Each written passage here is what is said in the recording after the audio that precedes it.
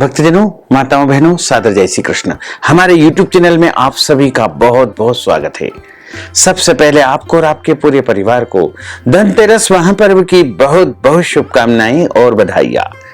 भगवान धन्वंतरी तथा माता महालक्ष्मी एवं कुबेर जी का, नारायण भगवान का भरपूर आशीर्वाद आप सभी के जीवन पर निरंतर बना रहे। आप सभी सुखी रहें, स्वस्थ रहें, व्यस्त रहें और मस्त रहें।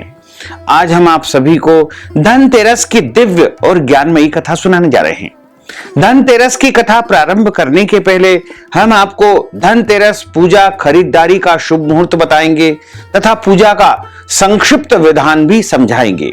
उसके बाद हम आपको धनतेरस की संपूर्ण कथा सुनाएंगे। बोलिए लक्ष्मी नारायण भगवान की जय, श्री वृंदावन बिहारी लाल की जय। गुरुर् ब्रह्मा गुरुर्विष्णु गुरुर्देवो महेश्वरा, गुरु साक्षात् परब्रह्म तस्मै श्री गुरुवे नमः।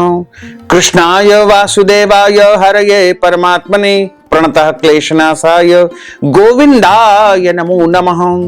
वसुदेव सुतं देवं कंसचाणूरमर्दनं देवकी परमानंदं कृष्णं वंदे जगद्गुरुं।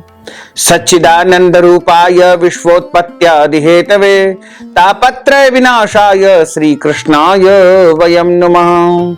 बोलिए धन्वंतरी भगवान की जय, लक्ष्मी माता की जय, लक्ष्मी नारायण भगवान की जय, कुबेर भगवान की जय। कार्तिक मास के कृष्ण पक्ष की त्रयोदशी तिथि के दिन धनतेरस का महापर्व पूरी श्रद्धा एवं विश्वास के साथ मनाया जाता है।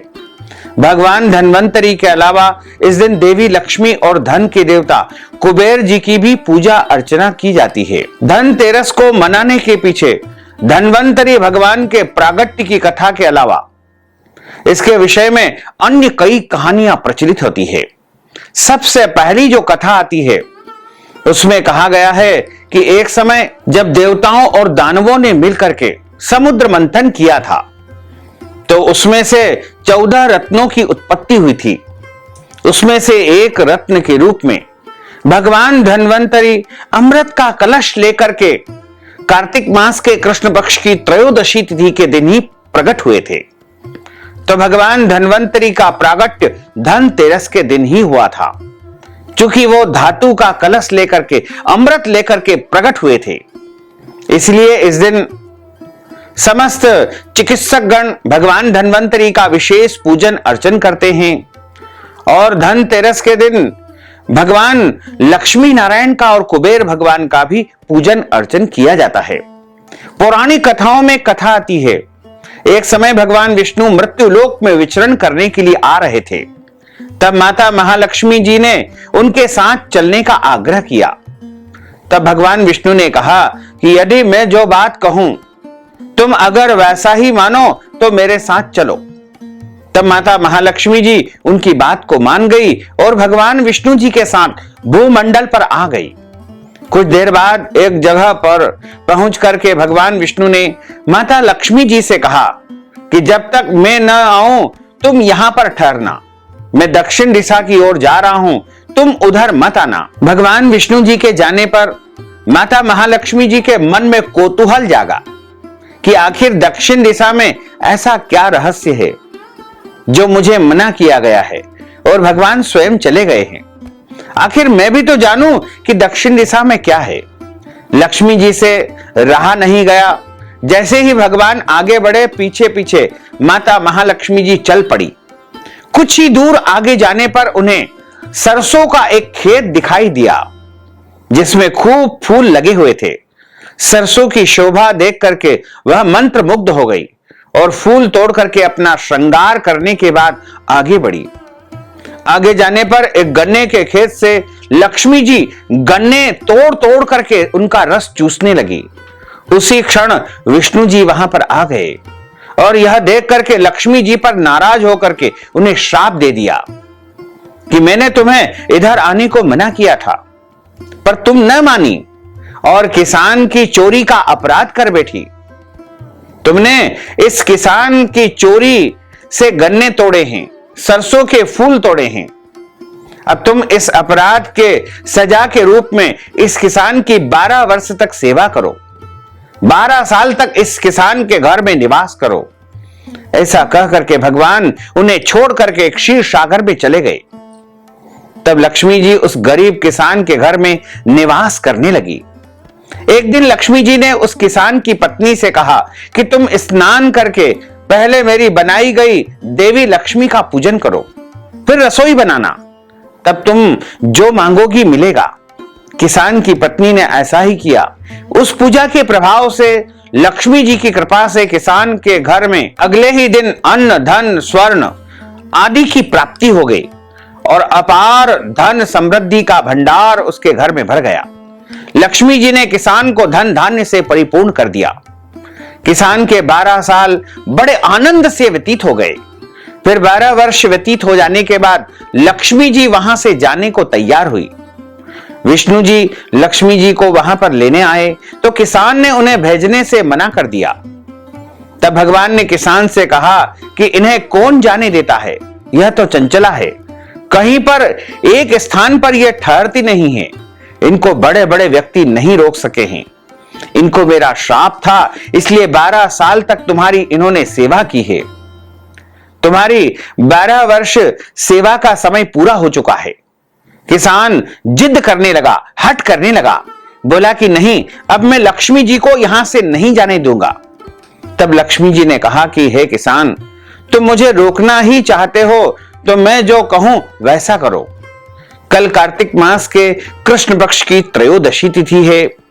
तुम अपने पूरे घर को लीप पोत करके स्वच्छ करना तथा रात्रि के समय सूर्यास्त के बाद घी का शुद्ध घी का दीपक जला करके रखना और सायंकाल में मेरा पूजन करना और तांबे के कलश में रुपये भर करके मेरे लिए रखना। उस कलश में मैं तुम्हारे घर में हमेशा हमेशा निवास करूंगी, किंतु पूजा के दौरान मैं कहीं पर भी तुम्हें दिखाई नहीं दूंगी। इस एक दिन की पूजा से वर्ष भर मैं तुम्हारे घर से नहीं जाऊंगी। यह कहकर वह दीपकों के प्रकाश के साथ 10 दिशाओं में फैल गई। अगले दिन किसान ने लक्ष्मी जी के कहे अनुसार पूजन अर्चन किया। उस किसान का घर धन धान्य से परिपूर्ण हो गया। इसी कारण प्रत्येक वर्ष कार्तिक माह के कृष्ण पक्ष की धनतेरस यानी धन त्रयोदशी के दिन महालक्ष्मी जी का पूजन अर्चन किया जाता है। साथ ही इस दिन मुख्य द्वार के बाहर यमराज के निमित्त दीपदान किया जाता है। यमराज के दीपदान के संदर्भ में पुराणों में कथा आती है कि एक बार यमराज ने अपने दूतों से प्रश्न किया। उनसे पूछा कि तुम्हें दूसरों के प्राण लेते समय उनके ऊपर दया नहीं आती है? जिसके उत्तर में यमदूतों ने कहा कि बिल्कुल नहीं। यमराज ने प्रेम पूर्वक मित्रवत होकर पुनः पूछा कि कभी कोई घटना या वाक्या जब उन्हें दया आई हो?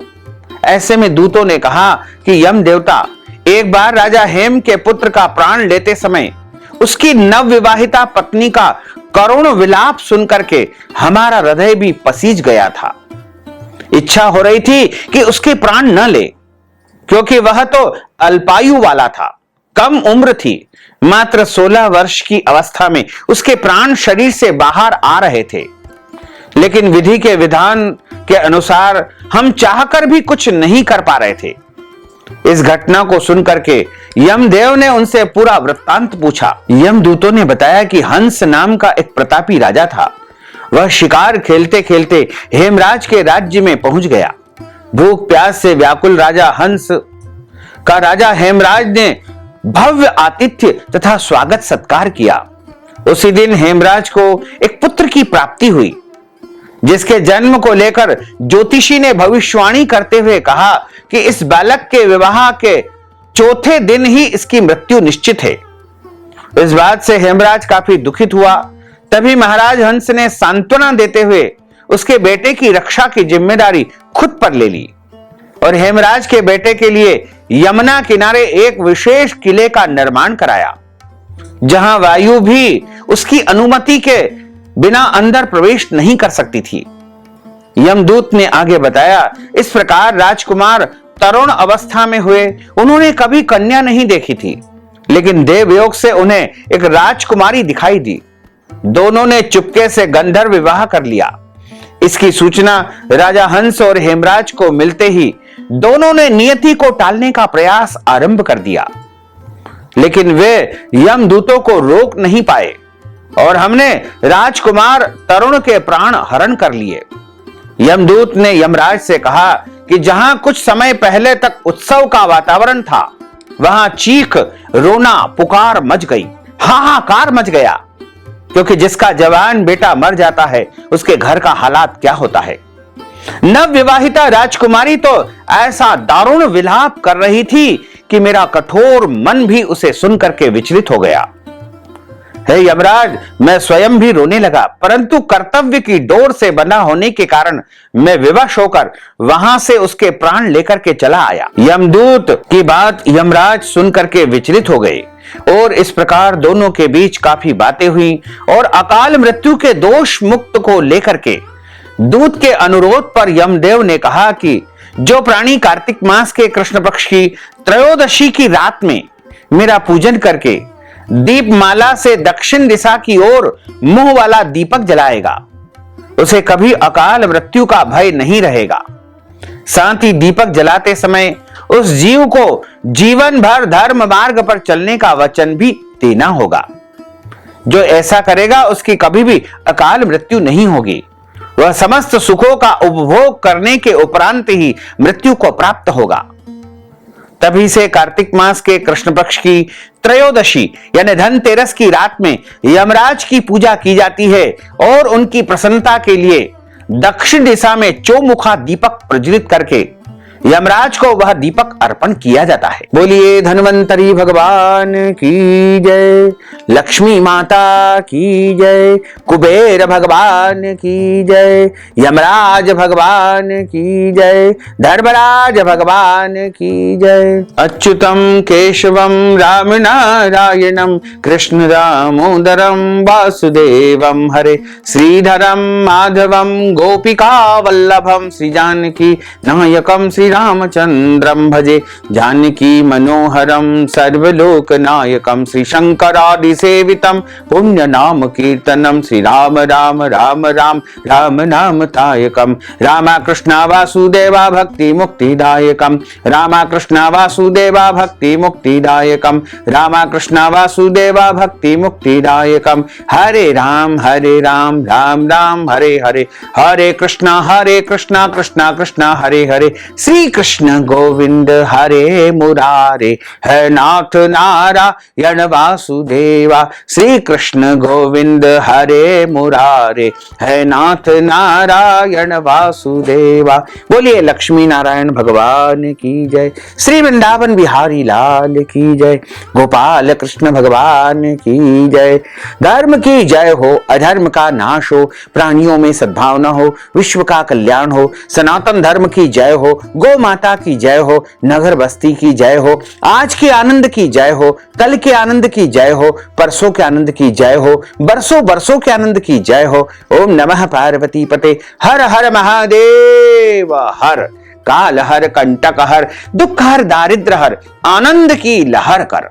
भक्तजनों, माताओं बहनों, हमने जो ज्ञानवर्धक कथा आपको सुनाई है, इसको आप अधिक से अधिक लोगों को शेयर करिएगा, लाइक करिएगा, कमेंट करिएगा। और यदि अभी तक आपने हमारे और आपके इस YouTube चैनल को सब्सक्राइब नहीं किया है तो अभी और इसी समय सब्सक्राइब कर लीजिए, ताकि इसी प्रकार की ज्ञानवर्धक वीडियो सबसे पहले आपको प्राप्त हो सके। आपको और आपके पूरे परिवार को सादर जय श्री कृष्ण, सादर धन्यवाद।